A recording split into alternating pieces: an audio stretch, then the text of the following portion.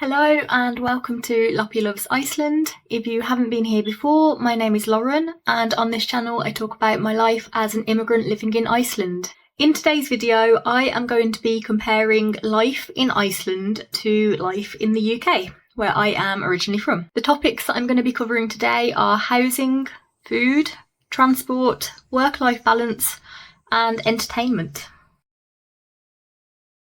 So when I first moved to Iceland, I was a little bit shocked by the housing here. Where I'm from in the UK, housing is pretty old, and I find a lot of buildings in Iceland are fairly modern. Some of them are 100 years old, but modern compared to what we have in the UK as standard. So, for example, the apartment that I live in now is quite old for the town that I live in. This house was built in the 1940s. The house that I grew up in and spent most of my life in the UK was also built in the 1940s, but it wasn't considered a very old house for the area, whereas this is a very old house for this town. And also my first home in the UK and the last home before I left were both Victorian homes. My first home was kind of late Victorian, early Edwardian, but again, Victorian homes are pretty standard in the UK. There are a lot of new builds now. They're not very good. But yeah, a lot of houses are quite old in the UK and it's just considered normal. Personally, I have found that homes in Iceland tend to be larger than homes in the UK. But interestingly, bedrooms in Iceland are smaller. At least the places that I've lived in, the bedrooms have been smaller than places that I lived in the UK. But living rooms here are bigger than British living rooms. In the UK, I'd say it's pretty standard to live in a 2-floor building, a ground story and a first floor, or as it would be in Iceland, a first floor and a second floor. But in Iceland, a lot of houses are just single-story buildings. We also have apartment blocks, but they're not quite the same as a block of flats in the UK. A block of flats in the UK are generally like high-rise buildings, many stories. In Iceland, I'd say maybe like between 4 to 8 stories, I would say is pretty standard here. And I think most apartments here have balconies, at least the ones that I've lived in and visited. Whereas in the UK, I don't think it's very common to have a balcony in my experience. Maybe like a little Juliet balcony on new build houses, but in general, yeah, I would say balconies are not that common back home. And also back home, if you lived in a single-storey building, that would be a bungalow, which are generally quite expensive. Whereas in Iceland, if you have an extra story on your house, that kind of ups the value and the house becomes more expensive then. Houses in the UK are generally made of brick, and in Iceland they are made of concrete because they need to be earthquake-proof. Also in the UK, we have a lot of terraced houses, which are when all of the houses are attached together in a row. In Iceland, I would say that completely detached houses are normal. We do also have semi-detached and terraced, but I would say it is more usual to either live in a little apartment block or a detached house in Iceland. The next thing I want to talk about is food in both countries, and especially the cost of food. So in the UK, it was very cheap to buy groceries when I lived there. However, in the last few trips that I've taken, prices have gone up a lot in the last few years. So I would have said before that food was a lot cheaper in the UK, but I'm not too sure anymore, actually, when it comes to grocery prices. There is a lot more variety when it comes to food in the UK, like that's available in the supermarkets, but Iceland has made massive improvements since I moved here 7 years ago. And we are getting a lot more international foods just in the local supermarkets here now. Supermarkets in the UK do tend to be far bigger than what I've experienced in Iceland. We did recently have a new supermarket open in Selfoss, and it is very big for Iceland, in my opinion, but still quite small compared to a British supermarket. In fact, the only place in Iceland that I feel compares to a British supermarket is Preece. which is a kind of new-ish supermarket that is in the capital area. There's only one location of it at the moment, and I'm really hoping it becomes a chain because I would like one in Selfoss. I love it there. But that's quite a big supermarket. Also, supermarkets in the UK sell alcohol. They don't in Iceland. You could buy light beer in the supermarket, or alcohol-free. It has to be below a certain percentage, like very, very low percentage, for it to be sold in the supermarket. But everything is sold in Vínbúðin, which is the state-owned liquor store chain in Iceland. Supermarkets in the UK tend to have their own loyalty club, such as the Tesco Club Card, I think Nectar Points for Sainsbury's. There is more. I haven't used them for a long time, so I don't know. I can only think of one kind of group of supermarkets that are owned by the same company in Iceland that have this. There is an app called Samkaup, and it is for the supermarkets Netto, Krambúðin, Kjörbúðin, and Iceland. Yes, Iceland, the supermarket that we have in the UK. We also have it here in Iceland. It is the British supermarket in Iceland. There is an app for those supermarkets with offers, and you can get some cash back just in the app, and you use the app to pay. That's the closest thing that I can think of to like these kind of loyalty schemes that we have for grocery shopping in the UK. When it comes to fast food, in the UK for a long time we've had these delivery services such as Just Eat, Uber Eats, Deliveroo. There's so many more that I can't think of off the top of my head. I think I first used Just Eat when I was about 16, and I'm almost 31, so it's been a long time in the UK that we've had those services. They have only, well, not those services, but similar services have only come to Iceland since I moved here, and I came here when I was 23. I think the first one was called Nágranni, and that was just really in the capital area. And I think it was actually started by a British guy who had just copied the model of Just Eat, from what I remember. In Selfoss, we only recently actually got a delivery service, maybe in the last year or two, and it is a foreign company that is operating in Iceland, and that's Wolt. And it's really nice to have the convenience of these delivery services that I was used to in the UK. Not that we use it very often, but it's nice to have as an option. And then when it comes to restaurants, in my hometown in Birmingham, there is a huge variety of different cuisines and things to eat. So many different kinds of restaurants, so many restaurants. It was a very, very good food and a lot of choice. In Iceland, there is more choice than there was when I came here, and there is a lot of different cuisines, but not as much choice as what I'm used to personally, and especially not in Selfoss, where I live. It's mostly fast food. There is a few other restaurants, but not a huge amount of choice if you don't want burgers or pizza. We are having an Indian-Mexican fusion restaurant opening in Selfoss in about a month, and I am so excited for it. Said Selfoss has needed an Indian restaurant for years. And it is Indian-Mexican fusion, which sounds strange, but the menu looks really good. And you can just get the curry with rice by itself if you don't want the fusion food. Interestingly, that's a restaurant from America that is coming to Selfoss, and I think that this is their first location that they've opened outside of the US. So I'm very intrigued why they chose Selfoss as the location, but I'm excited for it. Transport is always a fun topic to talk about in Iceland. So where I'm from in the UK, I'm from a really big city. We have so much public transport. People always complain about it. I always found it pretty reliable and pretty good. Regular buses. And in fact, the last house that I lived in, the bus that went from the city centre to my house was every 2 minutes was the schedule. And it ran 24 hours a day. At night time, it did drop down to like every hour, but there was still a bus every hour. But yeah, 2 minutes, every 2 minutes was amazing. So convenient. But public transport in Iceland leaves a lot to be desired. We do have a bus from Selfoss that goes to Reykjavik. There are buses that you can get to all parts of the country, as far as I'm aware. East Iceland, I don't know too much about, but I think they do still have buses that go around there. But yeah, the schedule is not as frequent as I would hope. I did used to live in the capital area, and the buses there were also, like, they were okay. I used them. They weren't the most reliable, I would say. Because sometimes you'd be waiting for a while and the bus just wouldn't show up. And of course that does happen everywhere. That also happened in my hometown.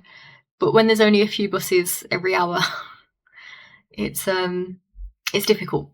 There are no trains in Iceland, and train is my personal favourite mode of transport. And I am just wishing for the day that a train comes to Iceland, just because I genuinely think it's fun to ride on trains anyway. There is high car reliance in Iceland, and I think that's just due to lack of public transport, really. But one good thing of that is that you do it pushes you to do your driving licence if you don't already have one. So I'm from a big city. I didn't do my driving licence. I did my lessons when I was 17, but never got around to doing the licence because it was never going to be necessary where I lived. A lot of my friends are now in their 30s. Most of my friends still don't have driving licences and probably never will, because if you don't need one, why would you? But in Iceland, it is quite important. And I finally got my driving licence after 5 years of living in Iceland. I do still need to confirm it. You have 3 years to confirm it. It's just you go out with your instructor and drive around. You can't fail. It's not a test. So I need to do that. I need to make the appointment to do that, actually. But yeah, I'm glad that I got my driving licence. And I was a lot older than a lot of people here are. A lot of people will get it when they're 17 to get some independence straight away. I got my driving licence when I was 28. Work-life balance is quite an interesting topic. I think Iceland is often marketed as having, a really good work-life balance. So I actually had to look this up because in my head, in the UK, a standard working week is 37 and a half hours. Because that's what that was my first job, was contracted to that, and that's what I always think as a full-time working week back home. But there is actually a UK official maximum working week of 48 hours a week, which is long. And that's contracted. So you can work more hours, as overtime. But your contract can't be more than like a standard 48-hour week, which is insane. So even though 37 and a half was what I considered normal when I started working when I was 17, I would say it's probably like 40 hours is probably considered normal now. But if you're in the UK, let me know in the comments, because I obviously haven't lived there for a long time. So what would you consider like a standard working week without overtime, just like a contracted standard working week? And even though the working week is, let's say, 40 hours or 48 hours maximum, in my last job, my normal working week was around 65 hours. That wasn't what I was contracted to. I just had to do a lot of overtime to be able to afford to live. So I used to work 6 days a week and around about 65 hours a week working. And we also should take into consideration as well the commute. In Iceland, commutes are pretty short, unless you work in Reykjavik and live in Selfoss. I used to do that for a little bit. Some people do. But yeah, I used to work with people in the city that told me that they would never consider working more than a 10-minute drive from where they live, which I thought that was insane, because an hour commute is pretty normal where I'm from, and most of my jobs have been an hour commute. Anything under that, I consider myself lucky. And I actually live a 5-minute walk from where I work now, so having that extra 2 hours a day that I'm not commuting is wonderful. In Iceland, a standard work week is 40 hours, and work weeks are not counted by hours, they're counted by percentages, which really confused me when I moved here. I was looking at these job listings and I didn't know what the percentage meant, because I've never experienced that before. So 40 hours is just marked as like 100% work. And then if you were going to do like a 4-day week, or the same hours as a 4-day work week, that's 80%. And if you're going to work 2.5 days, 50%. And that was something that took a little bit of getting used to. But I quite like that, and I prefer that system, because you can easily calculate how many hours you're going to do if you have a percentage and you know that 100% is 40. So I love that system, personally. The shift pattern, if you're doing shift work, a standard shift pattern in Iceland is 2-2-3. I have never worked that shift pattern, but I know a lot of people who do. And because I've never worked it, I'm not 100% sure, but I think how that works out is that you work 2 days, have 2 days off, work 3 days, and then it starts again. So you have 2 days off, work 2 days, have 3 days off. So you're never working more than 2 or 3 days in a row, like consecutively. And then you'll get like 2 days off, and then at some point you get 3 days off, and it's, yeah. So that's quite a common shift pattern here for shift workers. I think I would quite enjoy that pattern, because you know then you'd never have more than 3 days in a row that you're working, and that's quite nice. Unions. In Iceland, I think almost every working person is in a union. It's like a really high percentage. I don't think I really know anyone in the UK who's in a union. I was never in the union in the UK. I think there was a union that I could have joined as a jeweller, but I think I couldn't afford the fees, so... Not that it's expensive, I just didn't earn a lot of money. But yeah, I don't really hear about unions in the UK. And I love my union here because you get a refund for like everything. Get so much money back from them. And I recently found out that I could get a health massage refunded by the union, which I am appalled that I didn't realise before, because I'm going to make full advantage of that this year. Parental leave at work. In the UK, I don't think it's good enough. And I'm not a parent, I haven't experienced it in either country, but I think Iceland is doing amazing with parental leave, and it never seemed fair to me how short it was in the UK, especially with like really high nursery fees and childcare fees. I had to look it up, so I have it written down. So in the UK, you can get maternity pay for up to 39 weeks. The first 6 weeks is 90% of your average weekly earnings before tax. And then the remaining 33 weeks are £184.03, or 90% of your average weekly earnings, whichever is lower, which I think is disgusting. It should be whichever is higher, in my opinion. And you do still have to pay tax and national insurance out of those earnings. You are entitled to up to 52 weeks leave, but you won't be paid for all of it. You only get paid for the 39 weeks if you decide to take it. And your leave can start up to 11 weeks before the due date. And that's maternity pay. That's just for mothers, not for fathers. Paternity leave, I have always thought was ridiculously short. I think it only really became a thing around about the time that I started working. So it never used to be a thing at all, as far as I'm aware. But paternity leave, dads can take 1 to 2 weeks off. It's their choice if they want 1 or 2 weeks. The leave cannot start before the birth of the child, and I think it must be immediately as soon as the kid is born. Might be wrong on that. The pay is £184.03 a week, or 90% of the average weekly earnings, whichever is lower again. And I actually know some guys who had to take just a regular annual leave holiday allowance because they couldn't afford to go on paternity leave because the pay was too low compared to what they usually earned. So they just took their regular holiday to, spend time with their new family, which is horrible. I found something about shared parental leave in the UK, which I've not heard of before, so I think it's a new thing, but there wasn't too much information on the government website that I could find.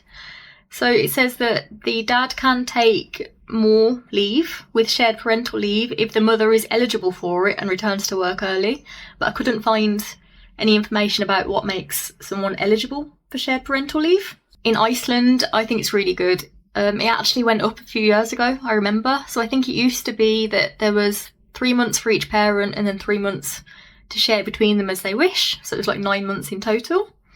And then because a lot of the mothers were taking the extra 3 months, they decided to try and make it more fair. So they upped the parental leave for everyone. So I think it's now 5 months for the mother and 5 months for the father, with 2 months to split as they wish. So now each parent is eligible to take 6 months each, so that someone is home for like the first year of that child's life. Basically, it's 12 months. And I think that's a lot better. And I think it's like when the mom goes back to work, the dad can stay home. But I don't think you have to do it, like, I don't think it has to be that one parent is home for 6 months and then the next parent is home for the next 6 months. I think it can be as you wish. If you want to go for 3 months, 3 months, 3 months, 3 months, I think that's okay. Don't quote me on it. I'm not a parent. To be eligible for parental leave, you must have been working continuously in Iceland for the last 6 months in at least 25% work.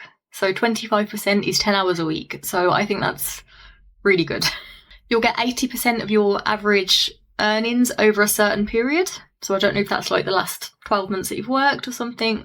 Not sure. But they take a period and get your average earnings from that time. There is a minimum payment of 222,494 kroner.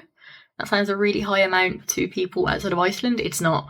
But yeah, that's the minimum for a parent who's working 50 to 100%. And there is a maximum payment, and that is 700,000 kroner a month, which is amazing because I would love to have that.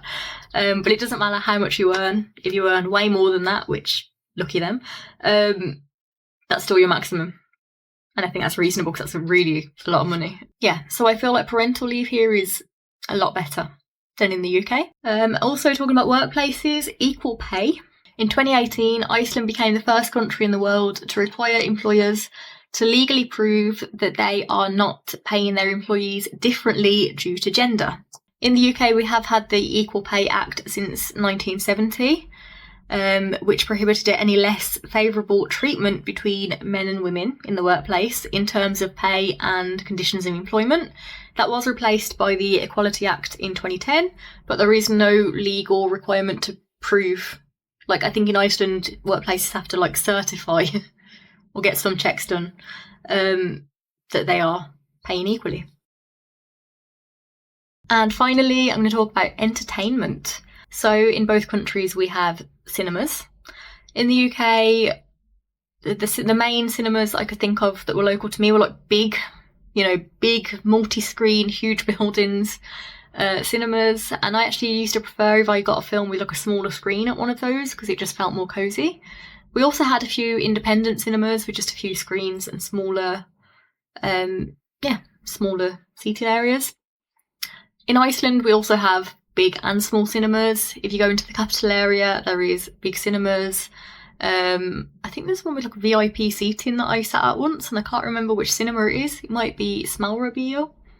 But I quite like the cinemas here. They're all different, and I really love our local cinema here in Selfoss because we do have a cinema in town. We don't need to go to Reykjavik unless you want to see anything that is not showing here. It's just a 2-screen cinema. It's pretty small, but I love it.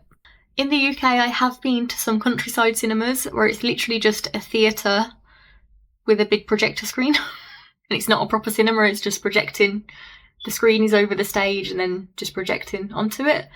I really like those experiences. I have not come across it in Iceland, but I'm sure that it probably is somewhere very rural. They might have a cinema like that somewhere. If you're in Iceland, let me know if you have a cinema like that. It's not actually a cinema, it's just, a theatre or a community space that occasionally will just project a film onto a screen and you can pay to go. Because I would like to go to that. I really like those. Theatres. I used to go to the theatre a lot in the UK. I love the theatre. I even used to perform in the theatre as a kid. The theatre is one of my favourite things to do. I still sometimes go back to the UK to go and see a show. Haven't seen one in quite a while, actually. We do have theatres in Iceland. I have never been to the theatre, but for Christmas, my boyfriend and I got given theatre tickets to go to the National Theatre to see anything we want, I guess. So I'm excited to use those tickets because I really, really love theatre and I miss going to the theatre. There is also smaller theatres, and I think there's one in Selfoss that I think that building has been renovated for a few years or something. It always seems like a construction site to me. I've never seen it open. It's a very, very small building and I would love to go there, but I don't think they ever show anything, so I don't know much about it. Concerts, again, I used to go to a lot of concerts. We do have concert halls in Iceland. The main ones are Harpa in Reykjavik, and Laugardalshöll, which is the football stadium. Any really big concerts need to be there because I don't think there's any building that could accommodate many people. I have been to concerts at both places. I went to see Ordruna at Harpa a few years ago. And I think I've been to some other shows there. And then I went to see Ed Sheeran at Laugardalshöll. Yeah, the concert itself was amazing, but I wouldn't say that I particularly liked being in a football stadium for a concert. I do tend to go home to the UK to see shows. I've seen quite a few shows, like concerts, since I've moved here. I'm a bit spoiled being from Birmingham because we do have a lot of concert venues and even really big ones as well. I'm actually going home for a concert in a few months. So yeah, I do tend to prefer concerts in the UK to Iceland. Zoos. We don't have a proper zoo in Iceland. I like the zoo. The last time I went to a zoo was, I went in Denmark about a year and a half ago actually. There is a zoo in Reykjavik, but it's more of like a petting zoo. It's not like a proper, you wouldn't see like a lion or a giraffe or something there. Yeah, it's more just petting zoos that you can get, little ones. But obviously in the UK we have proper zoos with all different kinds of animals. And I do kind of miss that because I think the zoo is a fun place to go. Circus. I have not been to the circus since I was a kid. I used to love the circus as a kid though. The one that used to come to Birmingham a lot that I used to really enjoy was Zippo's circus.